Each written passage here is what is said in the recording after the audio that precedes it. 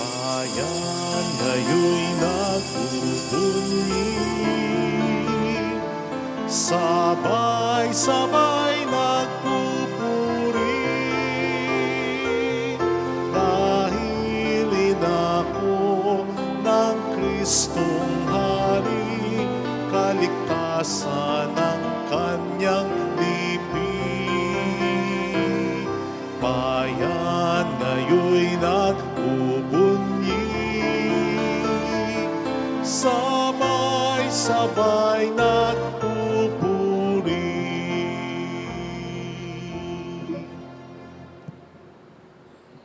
Sa ngalan ng Ama at ng Anak at ng Espiritu Santo. Amen. Sumayin niyo ang Panginoon. At sumayo rin. Ngayon po ay ginugunita ng ating inang simbahan ang pagdalaw o pagdadala sa mahal na Birhen Maria sa templo. Ang paghahandog sa Kanya, sa Diyos. Upang tayo maging marapat sa misang ito, halina't magsisimulan sa ating mga kasalanan. Tayo pong lahat, inaamin ko sa makapangyarihang Diyos at sa inyo mga kapatid, na lubha akong nagkasala sa isip, sa salita at sa gawa, at sa aking pagkukulang.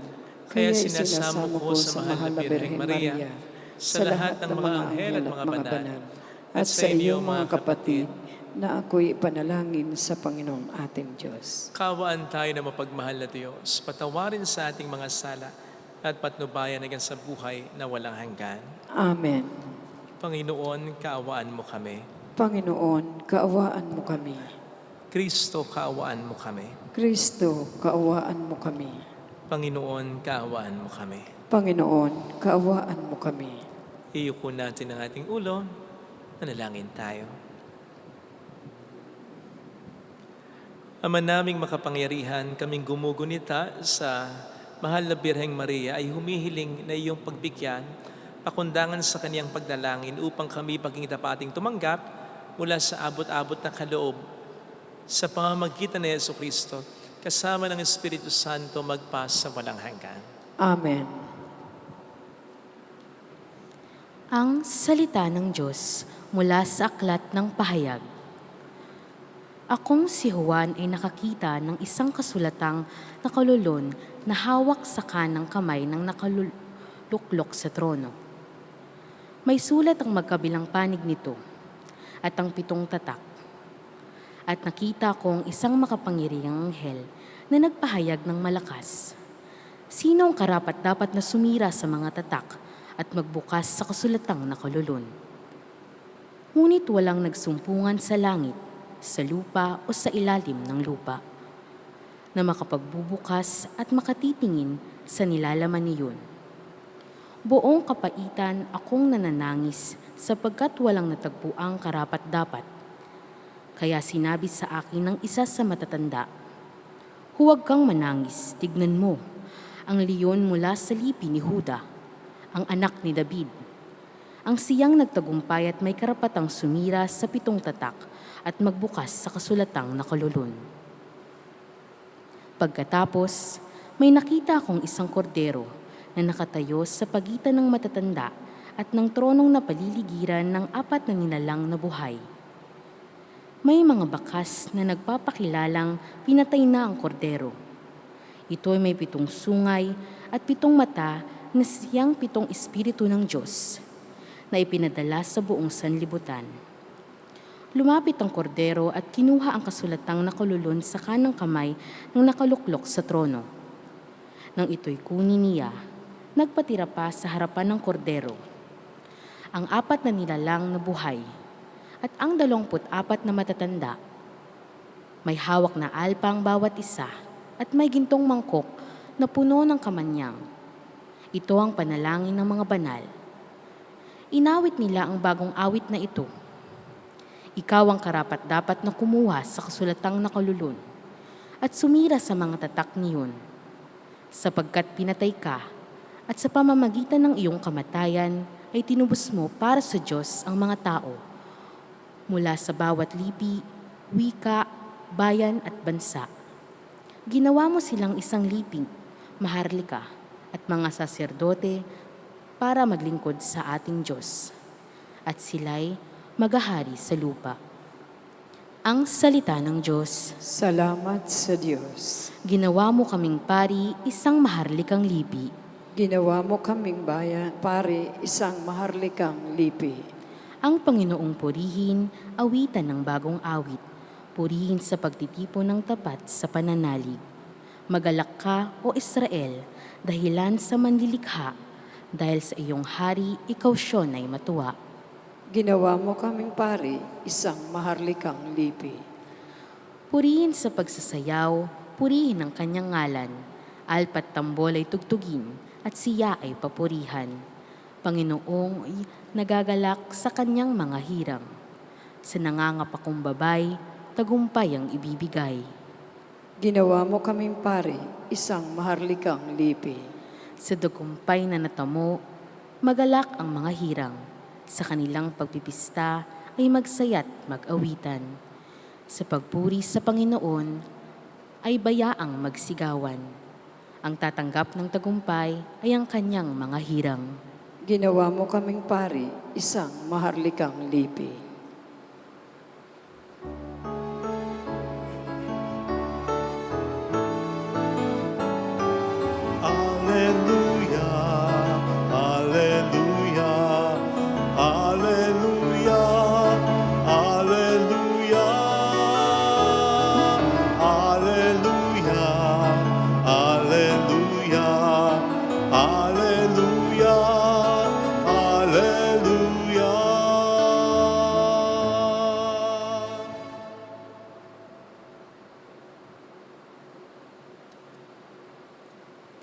Sumainyo ang Panginoon. At sumaiyo rin.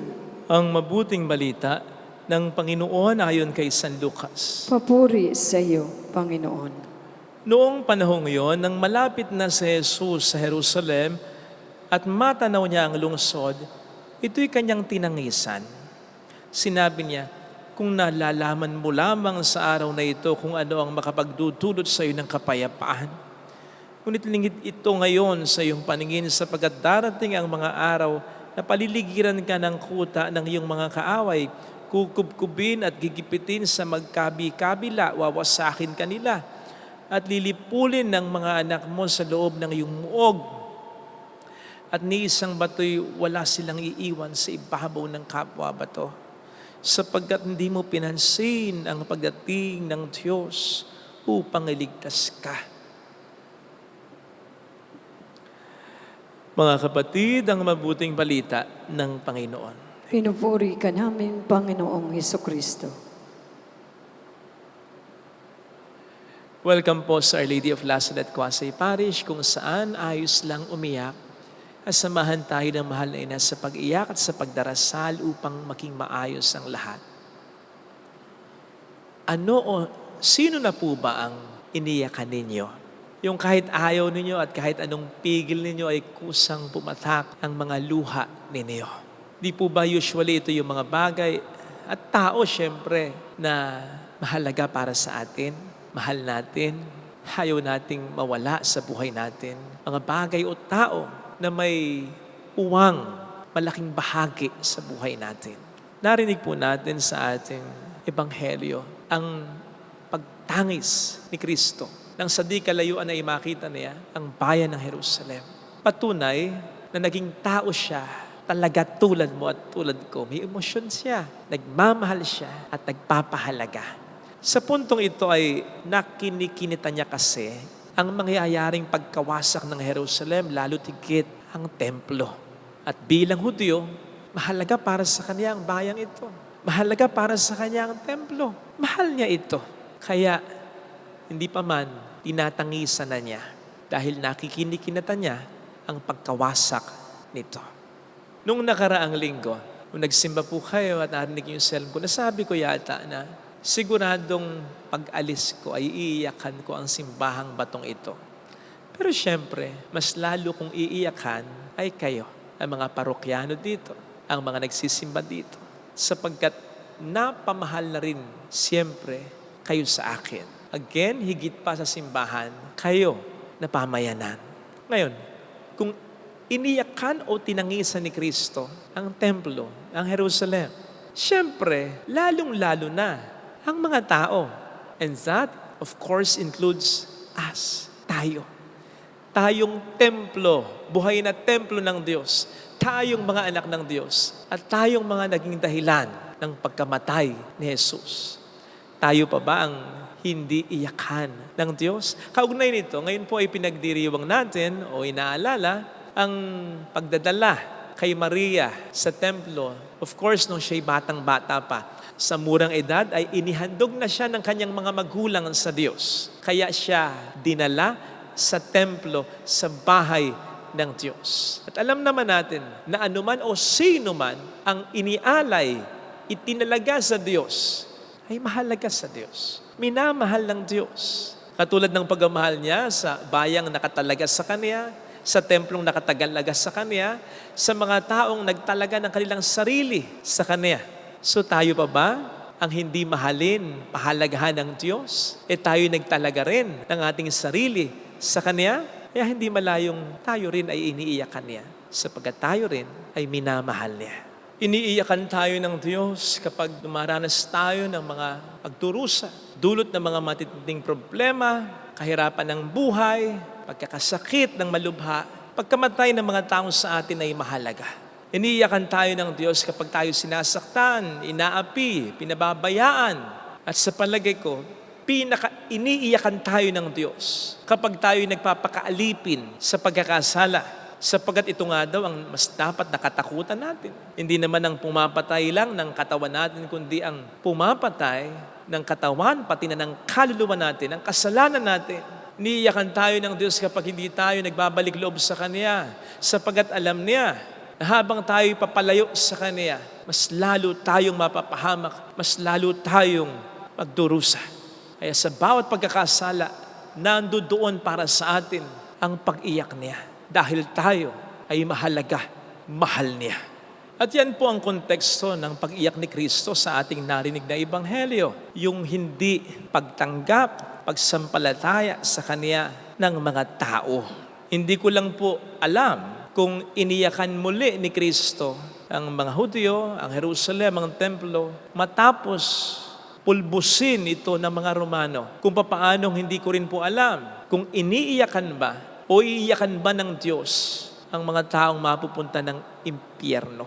Ang alam ko lang, wala akong makita o maisip na sipi sa Biblia na nagsasabi or at least nagpapahiwatig na iniiyakan ng Diyos ang mga napupunta sa impyerno o walang hanggang kaparusahan. On the contrary, parang ang sinasabi pa nga sa maraming sipi sa Biblia na may conviction, may katigasan ang Panginoon sa pagpapasaapoy sa impyerno ng mga taong hindi talaga nagbago. Parang may galit pa nga eh. Kasi halimbawa, sinasabi sa John 3:36, na ang sino mang sumampalataya sa anak ay may buhay na wala hanggan, pero ang hindi sumusunod o sumunod sa anak ay hindi magkakaroon ng buhay. Sa halip, mananatili sa kanya ang puot ng Diyos. O diba?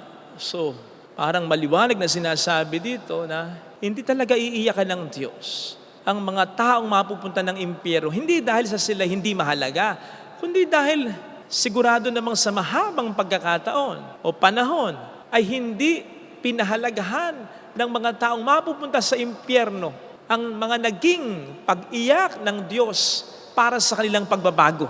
In fact, sa palagay ko, ganito rin ang magiging reaksyon ng mga mapupunta ng langit para sa mga taong mapupunta ng impyerno. Hindi sila matutuwa, of course, para sa mga taong mapupunta ng impyerno.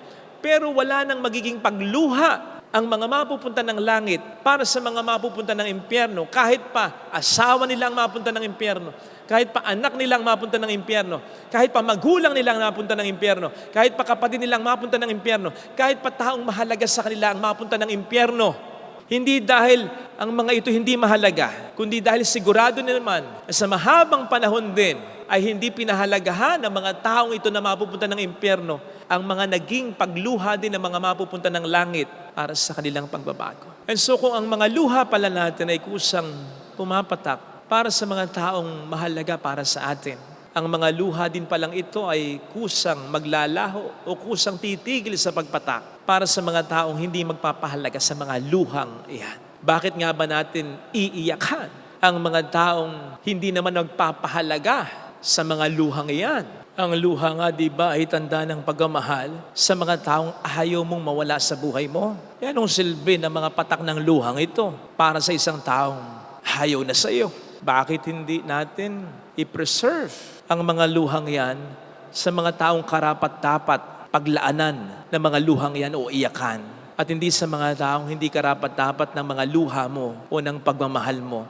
Let us not waste our tears for someone who does not know how to value those tears. O hindi nga ba't kapag mahal ka ng isang tao, yung nakikitang umiiyak ka na, siguradong kusaring tutulo ang luha niya, anumang pigil niya. Kung para sa kanya, ikaw ay mahalaga. Pero yung halos mamatay ka na sa kaiyak, hirap ka na pagod ka na. Pero wala pa rin yun sa kanya, ni hindi pumapatak kahit isang luha niya, tapos patuloy pa rin niyang gagawin. Yung mga bagay na iniiyakan mo, niluluha mo, nakasasakit sa iyo, itumahan ka na. Huwag mo na silang pag-aksayahan ng luha pa. Preserve those tears para sa mga taong who truly matter and who will also give you importance. Yung hindi sasayangin ng luha mo, yung pahahalagahan ang pagmamahal mo. Kung ang Diyos nga titigil pala sa pagluha, ikaw pa ba? Sa misang ito, tanungin natin ang ating sarili. Baka may mga tao, bagay tayong iniiyakan, pero hindi natin karapat-dapat iyakan. Samantalang, yung mga dapat nating iyakan ay hindi natin pinahalagahan. Sapagkat baka dumating din ang araw na hindi na nila tayo iyakan. Kasi hindi natin sila pinahalagahan. Pag-iisihan natin yan. Ito sana ang hiling nating biyaya sa ating banal na pagdiriwang. Ilagay natin ang ating kanang kamay sa tapat ng ating puso.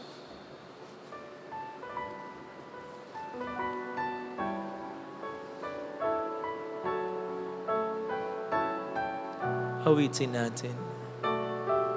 Alam kong may magagawa ang Diyos.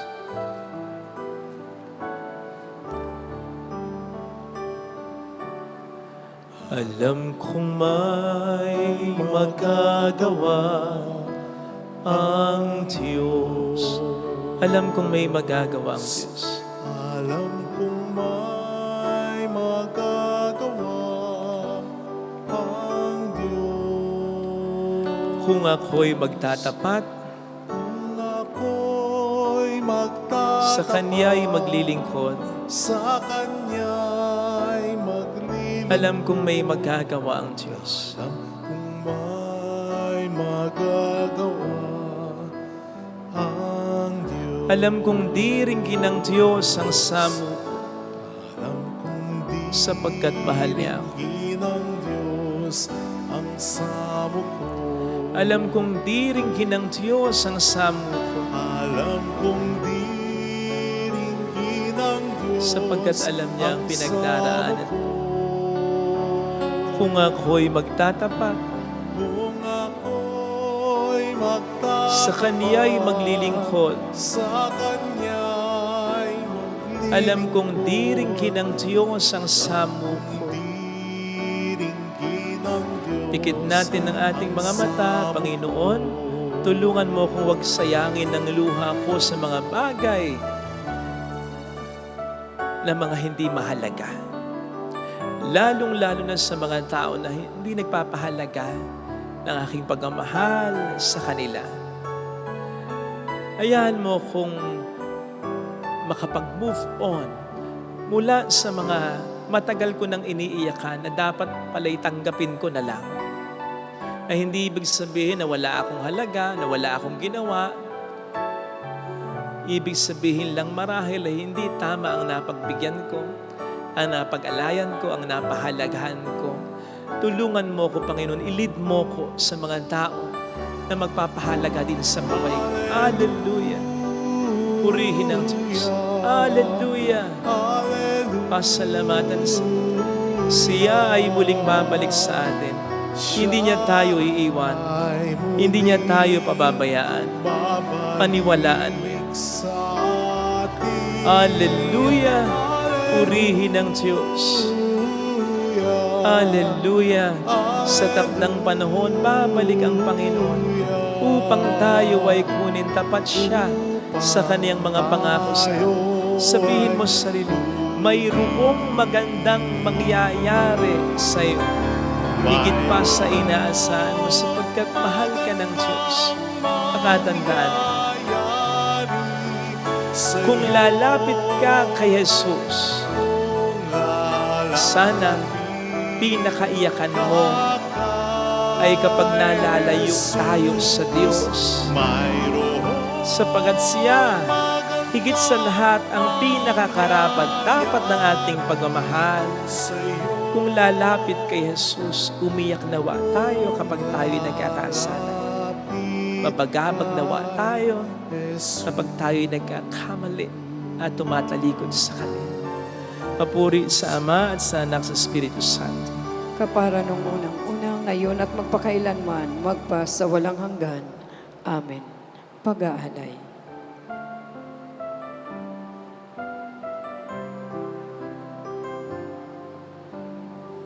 Kunin mo, Diyos, at tanggapin mo ang alak at tinapay na handog ng pag-ibig sa gisag naming bayan mo.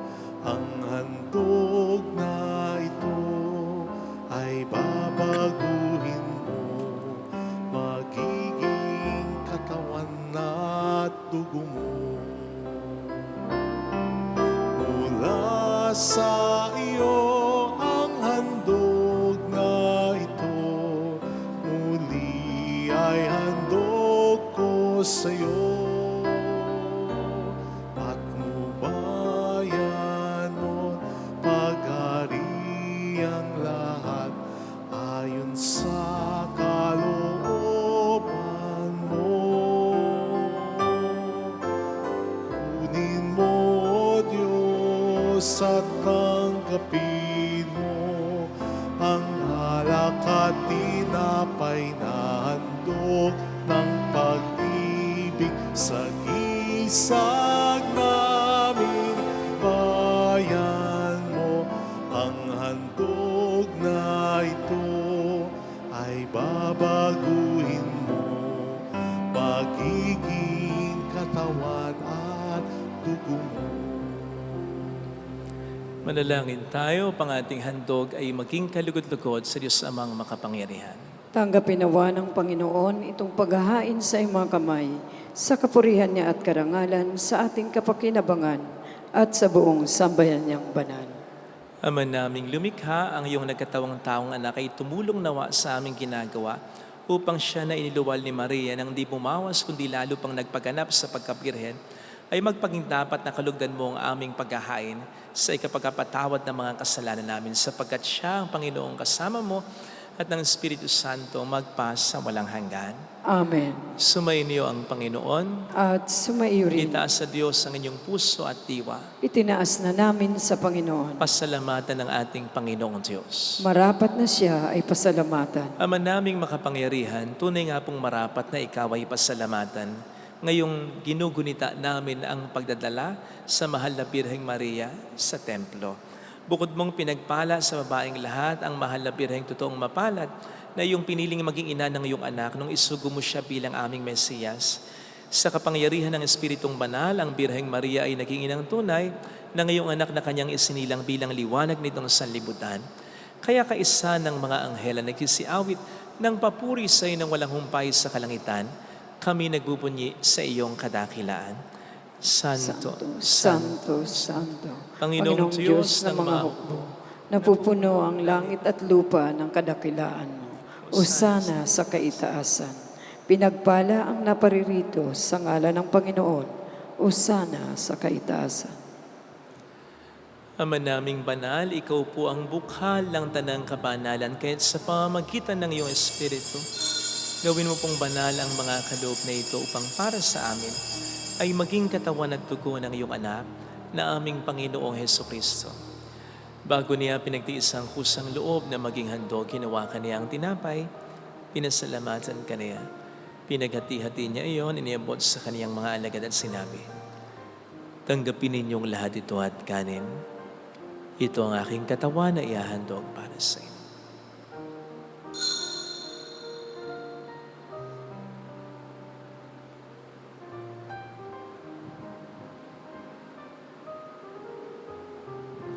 Gayun din naman nang matapos ng hapunan, hinawakan niya ang kalis, muli kaniyang pinasalamatan. Inibot niya ang kalis sa kaniyang mga alagad at sinabi, tanggapin ninyong lahat ito at inumin. Ito ang kalis ng aking dugo ng bago at walang hanggang dipan. Ang aking dugo na ibubuhos para sa inyo at para sa lahat sa ikapagpatawad ng mga kasalanan. Gawin niyo ito sa pag-alala sa akin.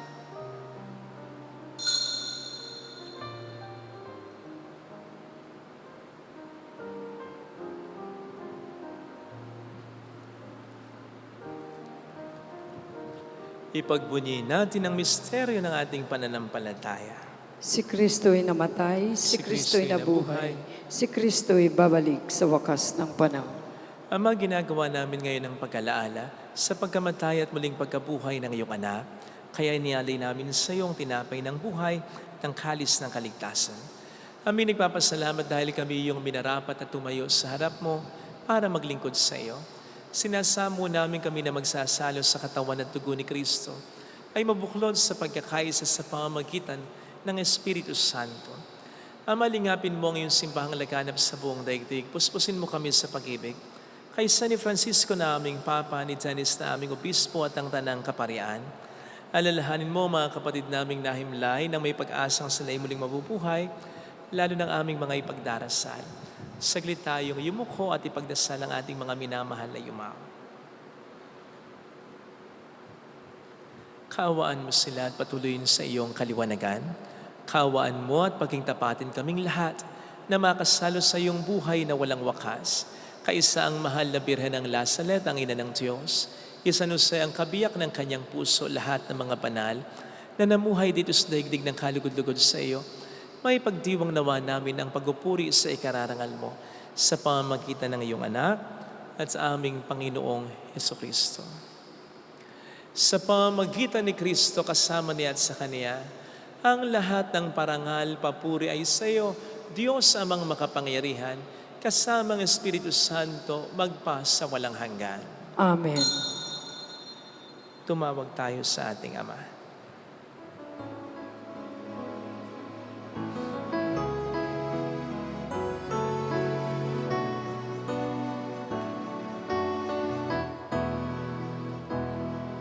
Ama namin, sumasalangit ka, sambahin ang ngalan mo, mapasa amin ang kaharian mo, sundin ang loob mo dito sa lupa, ng sa langit. Bigyan mo kami ngayon ng aming kakanin sa araw-araw at patawarin mo kami sa aming mga sala para ng pagpapatawad namin sa nagkakasala sa amin. At huwag mo kami ipahinto sa tukso at iadya mo kami sa lahat ng masama.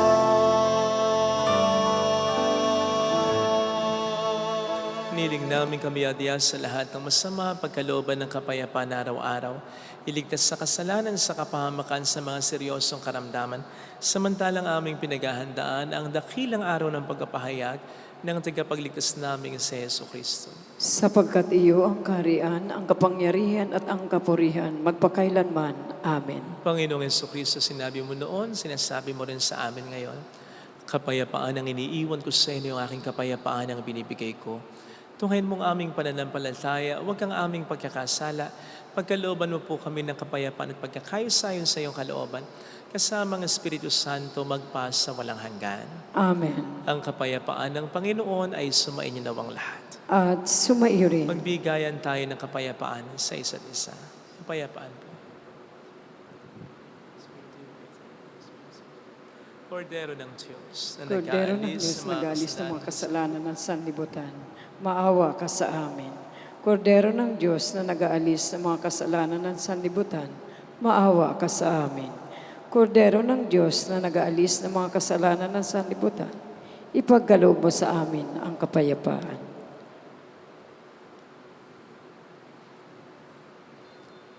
Narito sa harap natin ng Panginoon ang ating buhay at kaligtasan.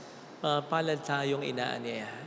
Panginoon, hindi ako karapat-dapat na magpatuloy sa iyo, ngunit sa isang salita mo lamang ay gagaling na ako.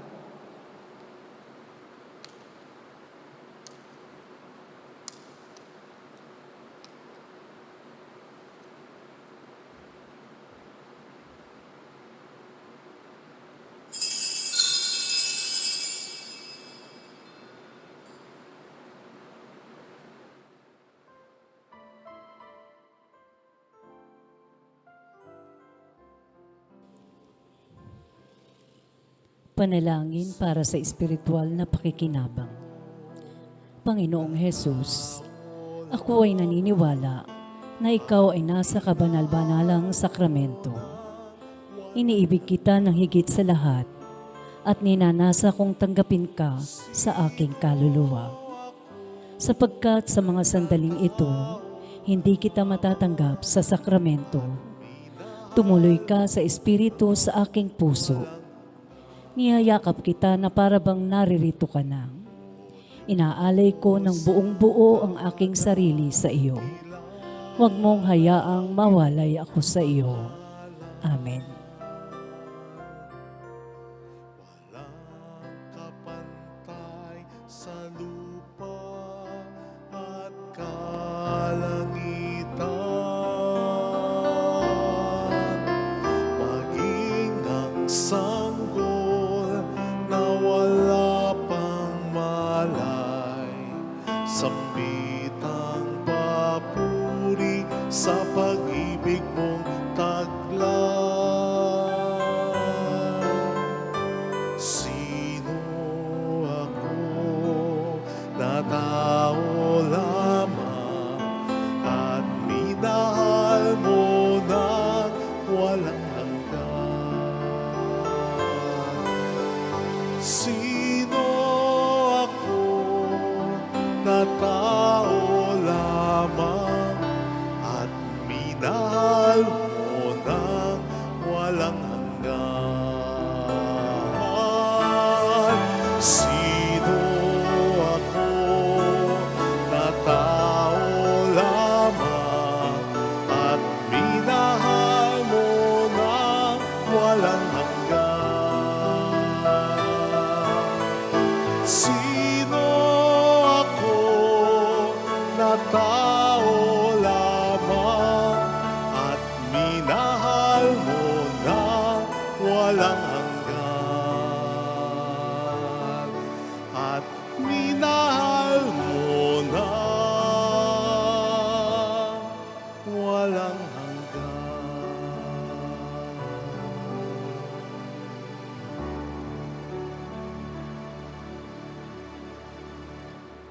Manalangin tayo.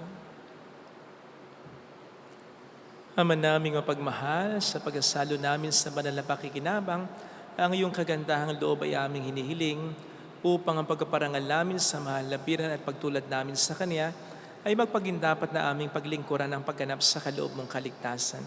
Sa pamamagitan ni Jesucristo, kasama ang Espiritu Santo magpasa walang hanggan. Amen. Holy God, Holy Mighty One, Holy Immortal One. Have mercy on us and on the whole world. Holy God, Holy Mighty One, Holy Immortal One. Have mercy on us and on the whole world. Holy God, Holy Mighty One, Holy Immortal One. Have mercy on us and on the whole world. Jesus, King of Mercy, We trust in you. alalahanin, Alalahanin, o mahal na Birhen ng Lasalet, ina ng pag-asa, ikaw ang nagpapaalala sa amin magbalik loob sa Ama. Ito ang nagpapatunay na ang kagandahan loob mo'y nanatiling busilak. Sa pag-aruga mo sa amin, tungkulin mo'y tinupad. Sa paanan ni Kristo, itinurin mo kami mga tunay mong anak. Kaya ninais mong ni Isay huwag mapahamak, maging sa iyong walang tigil na pananalangin, pati luhay pumatak. Huwag naman mawala ng saysay ang iyong paghihirap. Hiling nawa namin sa iyo, o aming inang liyag, na matapos ang pakikibaka namin sa mundong ito, at sa pananatili namin tapat kay Kristo, sa kapurihan mo'y makibahagi kaming ganap, upang kung nasaan ka ngayon ay maparoon din kaming lahat, at ang kaganapan ng kalwalatian ng Diyos Amay, tuluyang matupad siya'y naman. mahal na biran ng Lasala, tagapagkasundo ng mga makasalanan. Ipanalangin mo kami walang patid, kami mga dumudulog sa iyo. Maraming salamat po sa inyong pakikisa at sa mga tinutulong po ninyo na nagiging daan para makatulong din po tayo sa ibang simbahan, sa ibang parokya. Salamat po. Maraming salamat po. Sumainyo ang Panginoon. At sumaiyo rin. Pagpalain kayo kasama ang ating pamilya na mapagmahal na Diyos, ng Ama at ng Anak at ng Espiritu Santo. Amen. Umayo tayo sa kapayapaan ni Kristo. Salamat sa Diyos. Salamat.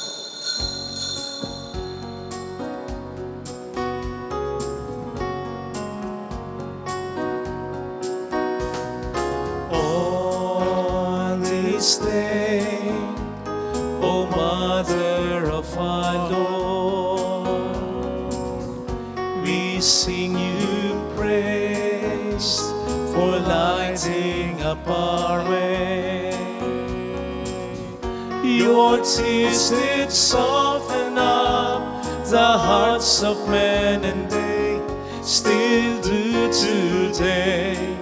May our love for you bring comfort in your pain. On this day, O Mother of our Lord, we sing you praise for lighting up our way. Your tears did soften up the hearts of men, and they still do today. May our love for you bring comfort in your